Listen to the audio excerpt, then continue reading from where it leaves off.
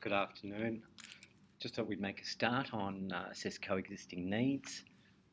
As community services workers, you're going to be doing a whole range of different tasks, and one of those tasks might actually be doing assessment and intake. So assessment and intake is really about when someone first presents to an organisation that are bringing with them their needs and their goals. So part of that will include the preparation of assessments. And these assessments can vary depending on which organisation that you work for. If you work in alcohol and other drugs, there are specific assessment tools that you'll be using. And what we're trying to do is we're trying to find out as much information as possible about our client group or our individual client when they present. Our clients don't present when they're having a good time or everything is going well. Our client group usually presents when they're in crisis.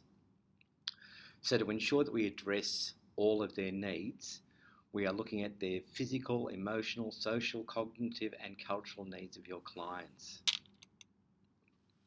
The first thing that you're going to have to do is actually engage with your client. So I suppose the best way to engage with the client is when they do present, you greet them with a smile and invite them in and possibly offer them some water or possibly a coffee. Some of our clients may not have eaten, and depending on the organisation that you are working for, there may be some food available that you may be able to give to a client. The more relaxed that you can have the client, the better the outcome is. And it's not about the outcome for yourself, it's actually about the outcome for the client. So you need to be able to build and establish a rapport with your client as quickly as possible. It's about building trust and then gaining the information that you need so that you can provide them with the best possible outcome. When a need has been identified, you'll provide a date and time for an assessment to take place. So a while ago, people would just present to an organisation. It is a little more structured nowadays where a phone assessment may be undertaken or a face-to-face appointment is undertaken. Either or may be booked as an appointment. So you're going to have to provide your client with information about the assessment, including such things as the relevant policies, their right to privacy and confidentiality.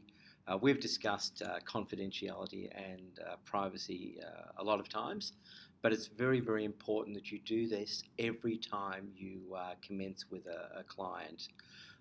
My suggestion would be that you probably do it every time that you meet, even if it's with the same client, just to make them aware that the information that they're going to be provided you will remain confidential. Of course, unless there are circumstances where the client may be harming themselves, threatening to harm others, or maybe being harmed by others, then just allow the clients to know that you're going to have to pass that information to your next in line. The only other time that you would have to breach confidentiality is if you are providing information to other services. And if you're providing information to other services, you're not actually breaking confidentiality, but you are requesting a release of information form that they will either sign or they will give you a verbal permission to release information to other organisations. The reason you release this information to other organisations, again, is either the requirements are beyond your scope or the organisation's scope of practice, or you need to refer them to services that your organisation does not provide. Your client is usually, as I've just mentioned, to provide written consent about the assessment so that they know what they are doing at that moment in time. It's important that your client understands the process. You may need to engage the services of an interpreting service if your client's language is not English as their first spoken language. You may also want to consider clients. Where I work, we would have clients who would attend substance affected, or they may even attend alcohol affected.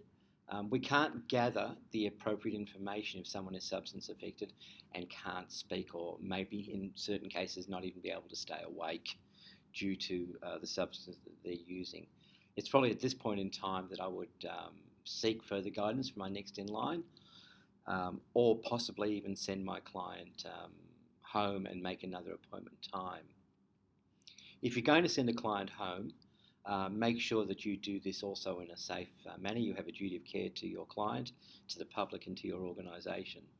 So always check with your next in line before you make any judgments on what you should do. It's better to be safe and support your client than do the wrong thing, and there may be consequences that can impact on you as a worker and also on your client and on the public. When a need has been identified, you'll provide a date and time for that assessment to take place, as we've just discussed. You'll have already spoken to them about their relevant policies and their rights to privacy and confidentiality. And as I've also mentioned, if you do have a client from a CALL background, from a culturally and linguistically diverse background, you may require an interpreter. So in the community services sector, there are a number of assessment tools, and we have to find out which is the right assessment tool to be able to address the needs of our client. So there are a whole range of different policies and procedures and guidelines of the organisation that you're working for that are going to have to be followed. Most of the organisations have standardised assessment tools and processes. In the community services sector, most services, not all, but most services are funded by the Department of Health and Human Services. If you're ever looking for policies and procedures or assessment tools, it is the website to have a look at. So that's the Department of Health and Human Services, or DHHS. If you go to their policy page and type in the policy that you are looking for, or procedure that you are looking for, or assessment tool that you are looking for, it will be there. Most organisations use the assessment tools and just brand them with their organisational details. Make sure that you make yourself familiar with the forms, and that you conduct your assessment in an engaging manner. So be open, be warm, make sure that you are aware of your boundaries as well. You are not the client's friend, you are the client's worker for the period of time that they are engaged with the service that you work within. So the clearer you are on boundaries at the commencement, there can't be any blurring of the lines.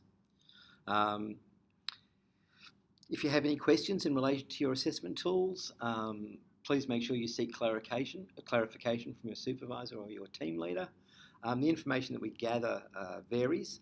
Usually it's name, date of birth, next of kin. It can be cultural background. Cultural background is being gathered not to determine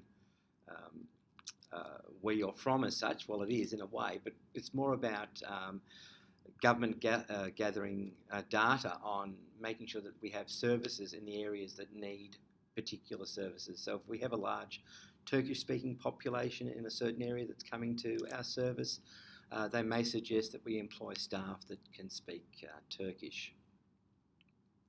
If you have any questions that relate to the assessment tools, please get that clarification from your supervisor or your team leader. When you are preparing for an assessment or getting ready for an assessment, there are things that you should consider, and that is an assessment actually needed? In my field, if someone came in and saw me and was advising me that they are drinking 2 cans of beer a day, and it's not impacting on any area of their life, I would suggest that they don't need an assessment. Whereas someone who is drinking 4 litres of alcohol a day and has presented intoxicated, I would proceed or attempt to proceed with an assessment. You have to find the information from your client as well. Why have they presented for an assessment?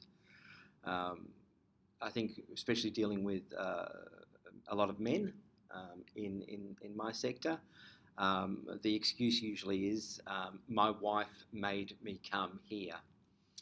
In actual fact, most men actually want to address their alcohol use, but they don't want to show that they actually did it. So they sort of have this manly attitude that, oh, well, my wife made me come, so that's why I'm here today.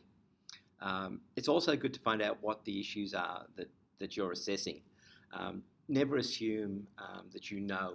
The information comes purely from your client. No one knows your client better than the client themselves, and they are the expert over their own life. Once we've established the need for the assessment, it's about then addressing what is the best assessment that we're going to present with. And is the assessment going to be relevant to the client's individual characteristics and circumstances? There's not much point in undertaking an assessment tool with a client if it's not actually what the client needs. I'm going to leave it there and hope this works really well.